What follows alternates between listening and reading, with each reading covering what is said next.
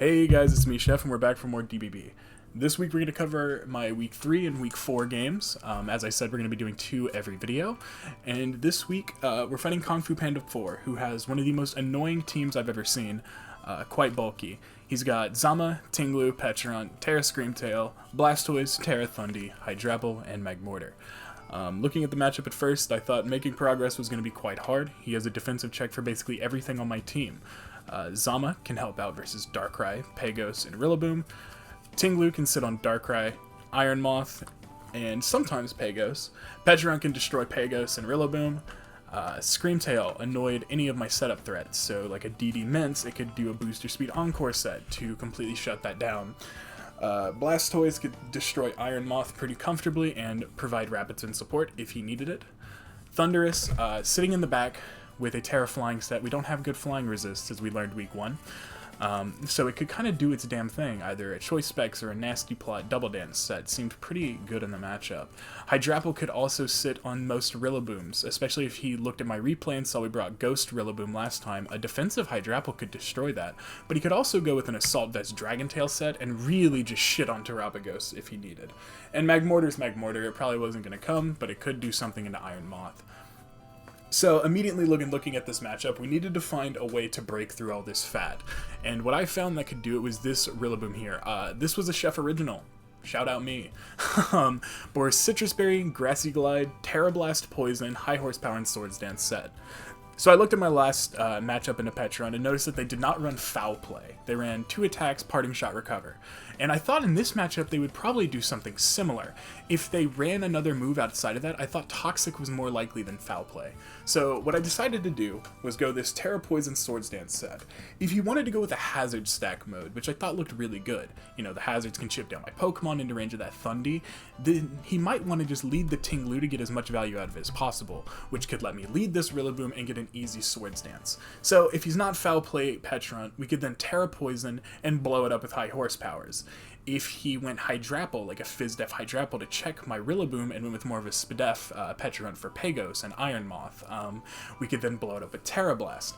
If he went to Screamtail to click Encore after we clicked a Swords Dance, we could Grassy Glide to avoid the Encore on the Swords Dance, actually letting us make progress. Zama could come in one time and force us out, but because we're Citrus Berry and Grassy Surge and have a ton of defensive investment, especially on the special side, we can find opportunities to get back in pretty comfortably and remain healthy to try and force 2 kills. And even Thundurus, that Pokemon that I was saying looked really scary if we get chipped down. Grassy Glide does about half to it if they go with like a more offensive variant, not like a super bulky agility set, you know? You know the one I'm talking about. So this looked like a really effective set to make progress and blow shit up. Running Citrus Berry over a boosting item, Expert Belt actually let us get more favorable rolls on a max defense Hydrapple, and the Zamazenta, we could actually just stay in High Horsepower, and it probably dies if it's just like a max HP, max speed set, and that would mean that they're not going any attack, meaning that our Houndstone can completely wall that bitch. But we opted for Citrus Berry. The reason being that if they do go with Foul Play Petulant, we could not outspeed it with the bulk that we needed to live some attacks. Critically, it was the Hydrapple. All out Fickle Beam, we needed to live that. But with the Citrus Berry, we could still go bulky. So what the position I thought would be, if Petulant comes in as we Swords Dance, we click High Horsepower, it clicks Foul Play. After the Foul Play, we'll end up around 70% and then put the Petulant in a really, really awkward spot. Either it has to click Foul Play again to outspeed and kill us, but if that lets in Iron Moth for a revenge kill, or if it clicks Recover and we decide to stay in because we're just big ballers, that shit's dead. So it looked like a pretty good set to run Citrus Berry, and even if we got it wrong and it does have Foul Play, we can regain, or we can actually set up again quite easily due to the amount of HP that we'd be left at. So I liked this set a lot. This was the idea of how to break through this fat-ass team and make as much progress as possible. So after that, I just looked at what Pokemon could clear these little hiccups in the matchup. That's what I was trying to say. Sorry. So first up, Houndstone. Goaded into Zamazenta. With Fluffy and Nightshade, we can basically beat every Zamazenta set. Rocky Helmet lets us chip down a Crunch variant, and if it just goes like Heavy Slam or Behemoth Bash, we're also chipping it pretty nice. Nightshade always breaks Substitute on Zamazenta, which is huge here. It cannot do a sub-house set to muscle past us. Body Press is good for hitting it and Tinglu. Will-O-Wisp threatens Zamazenta, so we can neuter its damage and then check it with other Pokemon that we have. And Pain Split lets us remain healthy and chip down Pokemon like Tinglu, Petrarun, things like that, if we end up taking a couple hits early on from the Zamazenta. Next up, we got this Klefki. This is very similar to what we brought week 1, but we're actually running more attack investment than we were. So the bit here is that we're doing Trick Lagging Tail again, because fucking there's a Tera Flying type that's going to destroy us. We have to do that. Play Rough, with this much investment, can actually put Tinglu perfectly in range of 2 more Fire Blasts from Iron Moth, and actually it does the same amount to Hydrapple. So if those Pokemon don't get destroyed by Rillaboom early, we can click Play Rough and force them to take a lot of pressure, meaning that they cannot check another Pokemon in the back that can also make progress with that little chip. So it felt really good to run a little bit of attack in this matchup, because either way we weren't living 2 Thunderbolts from a Choice Specs Thundurus, so this felt quite nice. But we can live non-Choice Specs Thundurus 2 Thunderbolts from full, and then Light Screen was nice if we needed to just have some emergency check to Thundurus. And Spikes are just good here. He's got a Zama, he's got a Tinglu, he's got a Petrarun. If they're not boots, they're taking extra chip, we're breaking through easier. So it just felt like a no-brainer to throw Spikes on this set. We got a Choice Scarf Dark right here. Dark Pulse Ice Beam Focus Blast hits the team pretty hard. With the Choice Scarf, we can always outspeed a Thundurus if it goes for a Nasty Plot, and because we are able to run 112 HP investment, we can always live an agilitied non-Tera Electric Thunderbolt from Thundurus and throw off a strong Ice Beam. I was super anticipating this Tera Flying set in the matchup, if you cannot tell, so it looked pretty good. Focus Blast blows up Zama. Trick is really good in the matchup. He has a lot of those fat, annoying Pokemon that want to click a lot of moves, Tinglu, Petra, and Hydrapple specifically, so being able to force them to click one move felt really nice.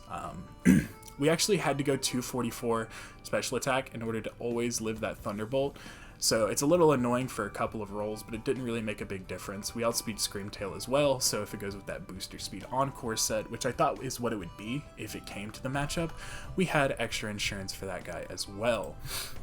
Next up, we got Pagos, very basic set. We're super fat Spadef, barely any attack. This Pokemon is once again another, what would you call it? Not a check, but like a hold the line versus Thundurus, right? We could eat 2 of its hits and throw off a good amount of damage. Toxic is good for Tinglu and Hydrapple. If Hydrapple goes with that AV set to check this Pokemon with like AV Dragon Tail, we can Toxic it. Dark Pulse to hit Petrarun. I actually thought that it was more likely that they would go with an Air Balloon Petrarun in the matchup, looking at how good Hazard Stack looked. So I went Dark Pulse to cover that, and then of course just Starstorm. We need a move to hit the Thundy. Very basic shit. This Pokemon is hardwalled by Zamazenta, but because of Houndstone, I actually don't feel that threatened by it, and I don't think it'll come in until we've revealed that we have Dark Pulse over Earth Power. So I wasn't that stressed out. And then lastly, we got a Terrifier Boots Iron Moth. We're running the same shit that we did week 1. Just Fire Blast, Energy Ball, Morning Sun, U-Turn. Beats the shit out of Petrarun. That's straight up it. We ran Terrifire, so if the Rillaboom shit somehow goes south and we don't end up tearing it, 2 Terrifire Fire Blast will kill Tinglu after the aforementioned Klefki chip. Just felt good. We wouldn't have to overthink it and click Energy Ball. We could just throw off a Terrifire Fire Blast, blow through Tinglu, and then there's not really a good check to this Pokemon unless they go AV Blastoise. Oops, sorry, I dropped some shit. Which I didn't really think they would do. I felt like Blastoise might want Yawn in the matchup, so I felt like that was pretty good here. So again, this team is built around letting this Rillaboom just go apeshit. We need it to win, or at least make progress, and the rest of these Pokemon are here to defensively check things and allow us to try and win the game after the Rillaboom has done its damn thing. Specifically, Darkrai and Iron Moth are the Pokemon that are like pseudo-win conditions, I guess you would say. Otherwise, there's not much more to say about this other than the game itself. So we're gonna go ahead, let me move my shit over so I don't forget this time. Hopefully I'm not talking too fast. No, it took about 10 minutes. That's about normal. So if we look at the matchup, immediately we see that it's actually a Tera Electric Thundurus. So The calc that we had on Darkrai is a little bit fraudulent now, so we need to be more mindful of not letting it get an agility up. And there's also Screamtail, who is Tera Poison. Honestly, I didn't think Screamtail would come. I thought Hydrapple would come over it. So it's a little weird to see that. But going Tera Poison makes our Rillaboom a little bit weaker, but it's only for one turn. If we can get a high horsepower off on it, it's fucking done. So I wasn't that stressed out at Team Preview, and not having Hydrapple is really great. We don't have to worry about the Dragon Tail phasing with hazards up, meaning that we can kind of be a little bit looser with our Klefki. That Pokemon was really vital to helping out versus that thing and the Thundurus, meaning that we can now dedicate it to the Thundurus. So that's pretty huge for us. So let's go ahead and get into the game. We are just going to go ahead and lead our Rillaboom, and we lead into Petron. At this point, I'm like, wondrous. So it has like two plays. It's probably going to click Foul Play, or it's going to click Parting Shot. If it clicks Foul Play, it'll go faster, or it'll go before us, meaning that we'll get to see that has Foul Play. If it goes for Parting Shot, we get to be +1 Rillaboom, so we're kind of chill with that. So we're going to go ahead and we're just going to go ahead and click SD here, as he does click Parting Shot. That makes me think he's not Foul Play. So this Rillaboom's looking great. He goes to Screamtail, and here I don't want to get Encored, so I click Glide, and we do about 48%. As he clicks Thunderwave and misses, a little unfortunate that he missed that, but it really didn't matter. Again, we're no-speed Rillaboom here, so we weren't really anticipating outspeeding things without Grassy Glide anyways. And if you look at the matchup, Blastoise is like the only thing that we would have outsped before the para, and we're gliding that shit anyway, so it's not like it mattered super. It's only for getting like the full parad. This time he clicks Stealth Rocks as we Terra Blast and he dies, so we avoid any paralysis here, and he goes out into Zama. I know I cannot kill this, so I go hard out into Houndstone as we take 19%, and Rocky Helmet does a good 16% back, so it's similar damage there. And I think I just click Willow here. I do. Honestly, I think that Nightshade was the better click there, but it's fine. It's not a big deal, because now this thing, if it's leftovers, the leftovers are now neutralized. I opt to go back to Rillaboom here. If you look at this position, the Tinglu basically can never click Ground Move. It's very likely to click Ruination, or it's likely to click a Hazard. If it clicks Ruination, my Rillaboom is even HP, meaning that it will come back to 84% health after switching in, and force the Tinglu out. It does not know if we have Wood Hammer last or not. Obviously we don't, but you know, they might have to fear that. And if they click Spike, Rillaboom's getting in as high HP as possible either way, and he does just set up a Spike. This is a free Swords Dance now, so we're looking great. As he goes to Zama, and we get this easy Swords Dance off, and I believe that Zama just explodes. Yeah, it does a nice 47% and then dies. So, dude, this Tera Rillaboom guy is pretty tough. I cannot even lie. So Thundy comes out here. I opt to go hard Klefki. I see that Rillaboom still has value as, again, its Citrus Berry's not popped, and this Pokemon can kill us. We can beat the Blastoise, we can beat the Tinglu, and we can actually beat the Petron still as well. So we just go hard out into Klefki. He clicks Thunderbolt. I decide to go ahead and click Switcheroo. If he goes to Tinglu, that's a free Spike. If he goes to Petron, I can trick the Lagging Tail. It'll lose its boots. I can then Spike, and then Light Screen.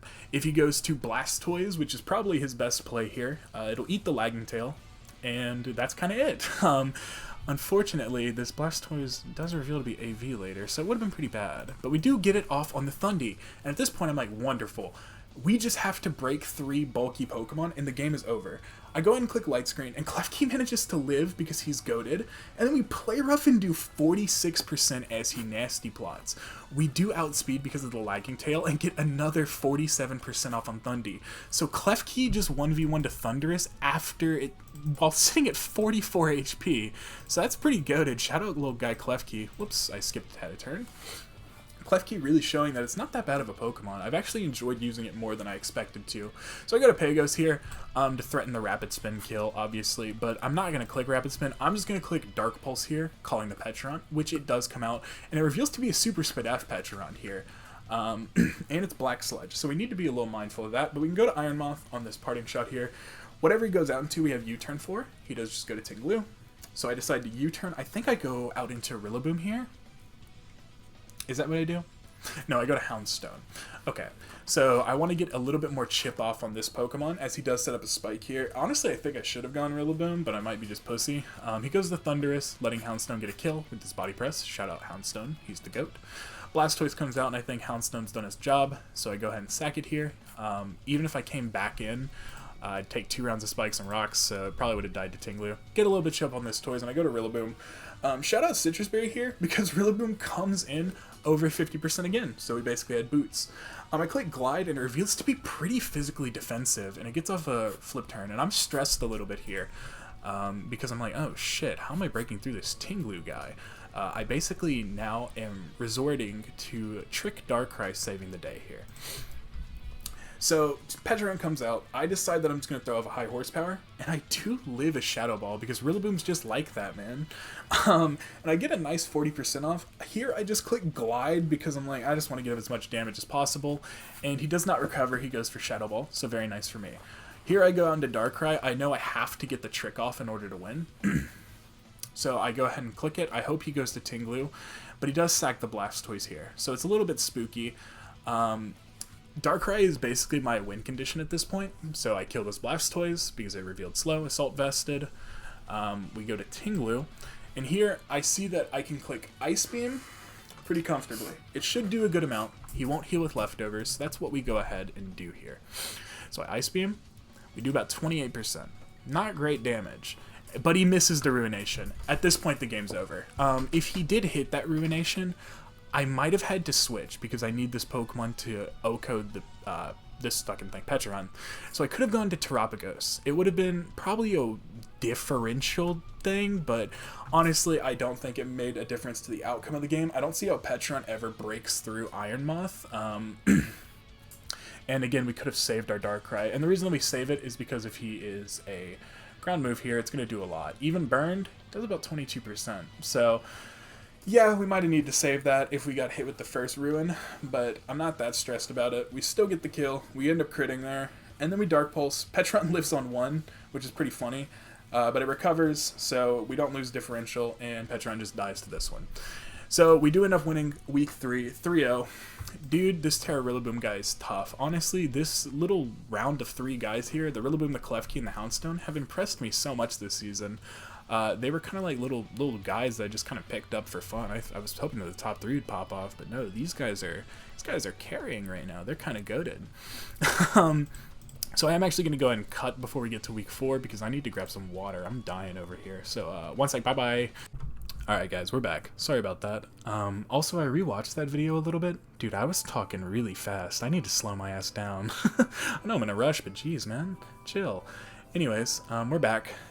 So this matchup, we're fighting someone named Zephyros or Ethan. I'm not sure which they go by, but their name on Discord's Ethan. That's easier to say. So I'm going to go ahead and call him Ethan for the rest of this. And they had a pretty scary looking team. They've got an Iron Valiant, a Garchomp, a Dio Speed, an Alamomola, a Tera King Gambit, a Tera Vikavolt, a Tera Muck, and a Houndstone of their own. This team looks like the OU tier with a Vikavolt on it. So that was pretty funny. But immediately when looking at this team, the first thing to note is how fucking good Tera Rillaboom looks into this team. Straight up, just Banded Tera Grass can rip everything open.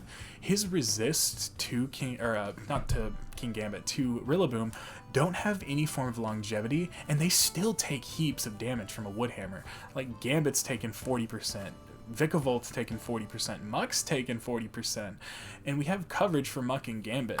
Vikavolt was the only issue, but we have Pokemon that can handle Vikavolt, and usually Vikavolt's going to be an early game guy anyways. Also, their speed tiers let us comfortably go Adamant and super bulky. I'm only running speed because I wanted to outspeed Gambit, worst case scenario, if they go with like a Tera Ghost set for Terapagos, who, by the way, also looks nuts in this matchup. High horsepower, they don't really have a ground resist outside of Vikavolt either, so if they end up benching that to bring Muck, which they may want to do because we have an Iron Moth, they won't have a resistance to the ground moves, so it's a free mid-ground into Muck coming in to resist our grass moves. So this seemed like a very, very easy set to bring, and really good. Dude, Tera Grass, if you remember a couple of seasons ago, I was playing with a Tera Komodo, and I had to get 3 Dragon Dances to guarantee kill an Iron Valiant after a spike. This fucking Rillaboom guy, it doesn't need the boost, it just kills Iron Valiant. So, I mean, dude, if you want to talk about Komodo being shit, That's a great example. Rillaboom's the GOAT, though. Really, I want you guys to try and draft this thing with Tera. It's really fun. It's kind of carried my season. I want to talk about our second progress maker next, which is going to be this lead Terapagos that we cooked up. I should probably shout out my boys while we're here. Shout out to Wagon, Central, Clydes, and Kuma. Those guys have been helping me every week so far. Wagon and Clydes with build helps and mocks, and Central and Clydes as well, or Central and Kuma as well with mocks mostly. Those guys have been a huge help and been very, very polite. I just have a great group of friends, I think, because this is outrageous how much they help me. But Wagon suggested this Terapagos here, and if you look at the matchup, I mean, their Pagos resist are Gambit and a Houndstone that's already very hard to bring, so pretty much just a Gambit. And otherwise, I mean, Tera Starstorm is just such a free click. To us, it looked like a very obviously telegraphed Assault-Vested Alamomola, and we have Substitute on this Terapagos, because if it clicks Mirror Coat, we get around that, and if it clicks Flip Turn, our sub doesn't quite break. So we're able to click Starstorm super freely into this team. The only concern with this set is PP.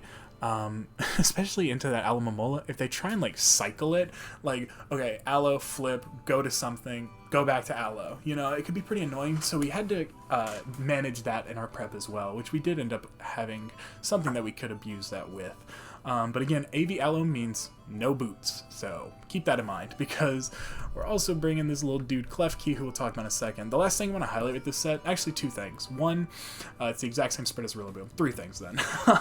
Secondly, Rapid Spin, super free. Even if they go for webs or like a Garchomp hazard stack, we can spin pretty freely. Flamethrower is nice to hit Vikavolt and King Gambit, and actually just to conserve PP. So, I mean, pretty basic set. I like it a lot though. We're going to go ahead and talk about this Klefki guy now. So this is a weird-ass looking spread, but trust me, it makes sense. We're an Air Balloon set, because there is a Garchomp, and we're running Dazzling Gleam, Foul Play, Spikes, and Thunder Wave. So the bit is if this Aloe cycling thing starts happening, I can then go to Klefki and get up a Spike, and if Aloe is Assault Vested, it's now in range of getting blown up by Terapagos, so cycling becomes a little bit harder. Dazzling Gleam does a little over half to an offensive chomp. Foul Play is nice for like Tera Flying or Tera Fire King Gambit that sets up a, what's it called? Swords Dance. We live the Sucker Punch, obviously, so we can do about half to it with a Foul Play after the fact. And Thunder Wave is nice for Iron Valiant and Dio Speed. Neutering those Pokemon looked pretty good. Running enough bulk here to live an Iron Head at +2 from King Gambit, but enough special bulk to tank any Choice Specs Iron Valiant move that is not exactly Focus Blast. I didn't know if they'd want to run Focus Blast Val, but, you know, who knows? You know, I just ran this and it just felt pretty comfortable, so I just went with it. We can never live to Fire Blast from Lorb Chomp, so that was also something that just encouraged me to go a little bit more Fizz Def. But if it's not Life Orb, we can actually comfortably live to Fire Blast with this much Spidef, so it worked out pretty well. I guess we'll talk about Swampert next, who I think is the most, like, cookie cutter ass Pokemon in the build. So we're running High Horsepower, Flip Turn, Ice Punch, and Yawn. Again, outside of Vikavolt, no ground resist. And we're running enough speed for Vikavolt, so we'll always outrun that bitch, no matter what. And otherwise, we're just clicking High Horsepower. We're a Rocky Helmet Yawn set, specifically for King Gambit.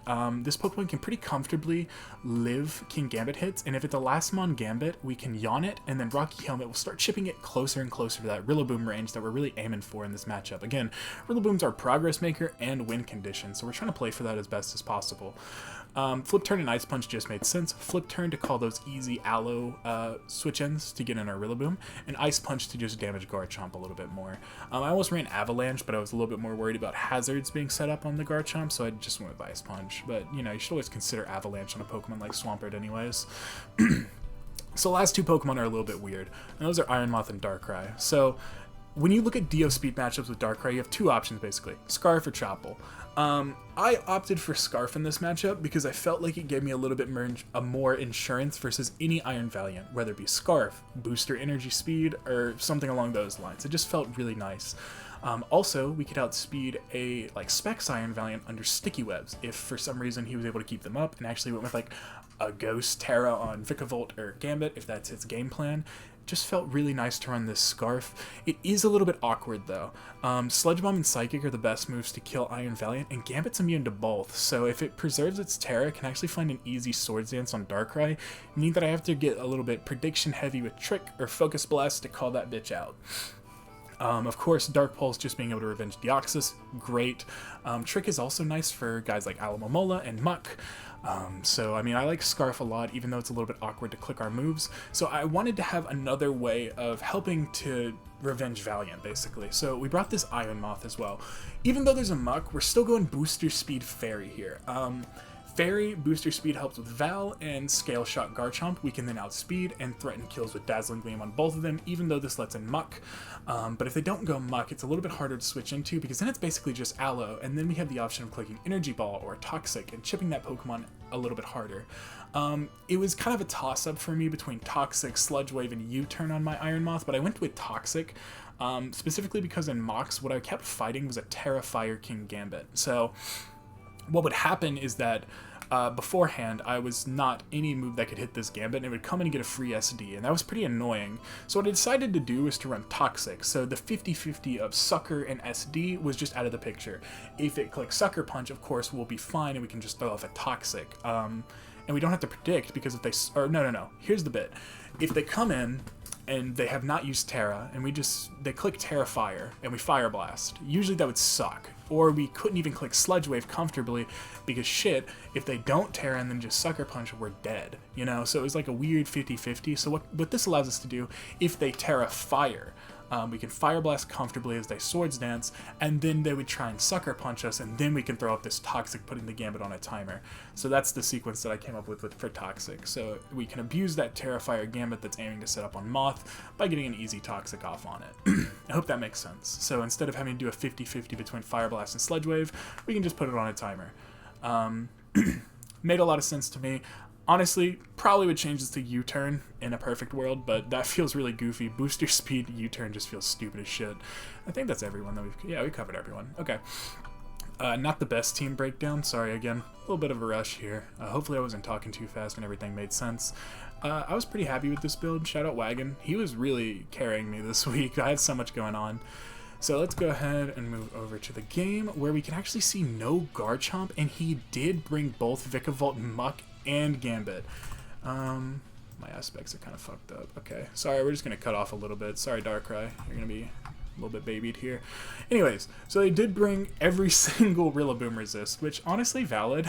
And we see that Vikavolt's Poison, Gambit is Dragon, and Muck is Steel. So they also can only Terra into types that resist Rillaboom. So they really prepped for this Rillaboom guy, and fair play to him, but honestly, it still looks insane in the matchup. So we're going to try and still play for this Rillaboom outcome. Everything else is as expected, and we're still just going to go ahead and lead with this Terapagos, as he leads Vikavolt. So this is always fine. This is a free flamethrower for us. We have our shell up, and if he goes for webs, we're fine. He's not Ghost. But that doesn't do any damage, and I'm like, oh my god, this is an Assault-vested Vikavolt. Okay, that is not expected, and he gets Valiant in for free. So here, I'm kind of forced to go into Iron Moth early on the expected fighting move, and he clicks Knockoff. Still, that's a fine outcome. I believe here, I doubled a Klefki, yeah. So obviously we threaten this Pokemon out here, and you go to Aloe or Muck. So Klefki getting up a Spike felt really good to do early. There's no Garchomp, so we don't really care about checking it with the Air Balloon. So I just felt comfortable getting up our Spike here. So he flip turns and pops our Balloon.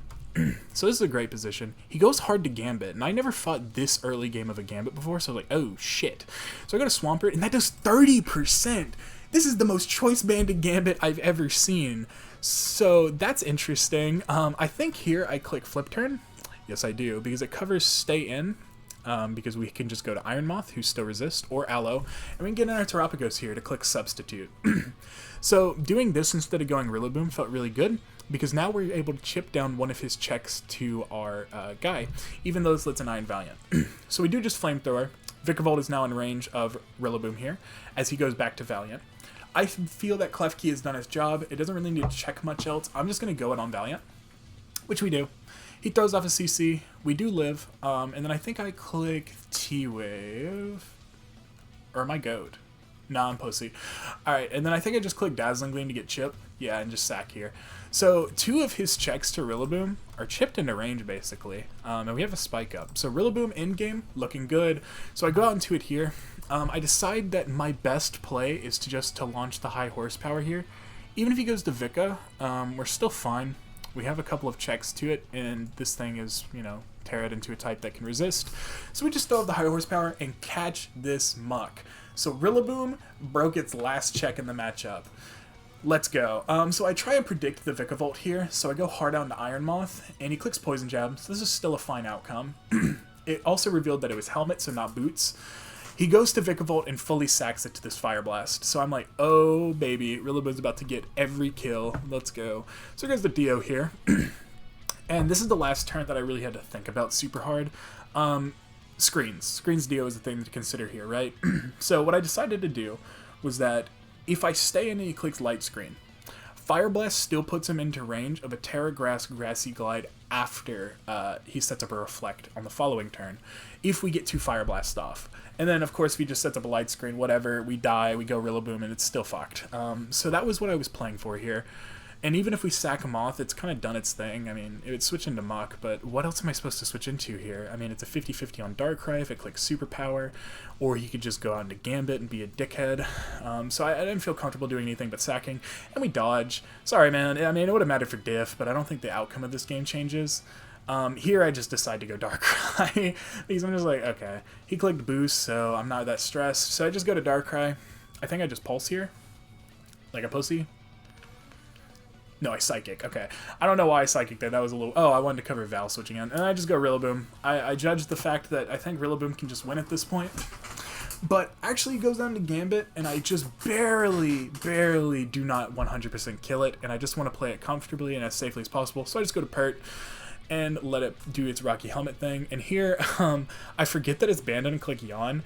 And then I get a little bit scared in chat when a message is dropped. Where is it? Hold on. Yeah, we go out into Rillaboom.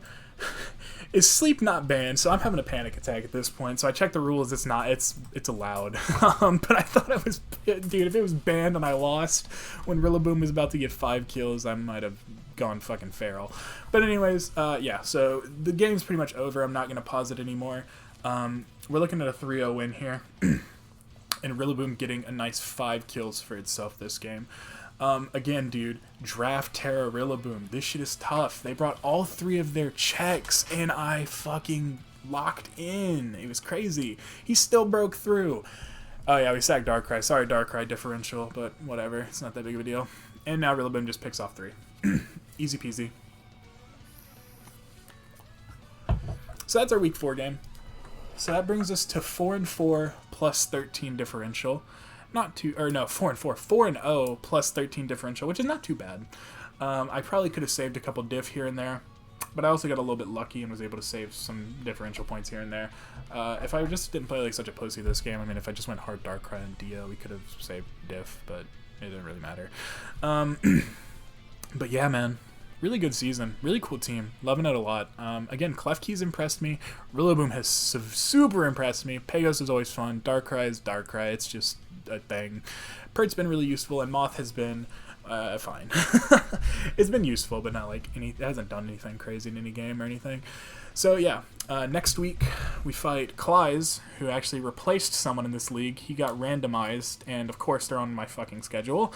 So that'll be fun. I don't like fighting Klyze because he always does some cheeky shit versus me. And then we fight Friedel, who also played in FBL, but I think he was in the div below me. And he has a psychopath team. I think he has like a Zarude, Tyranitar, Iron Thorns, Pincurchin team. I don't know. It's a weird-ass team. But yeah, we'll be back next week, or 2 weeks from now, for our next 2 games. Hopefully we can keep the winning streak up, but, you know, always prepare for the worst, but plan for the best. You know how it goes. Anyways, we'll see you guys then. Toodles. Bye-bye. Bye.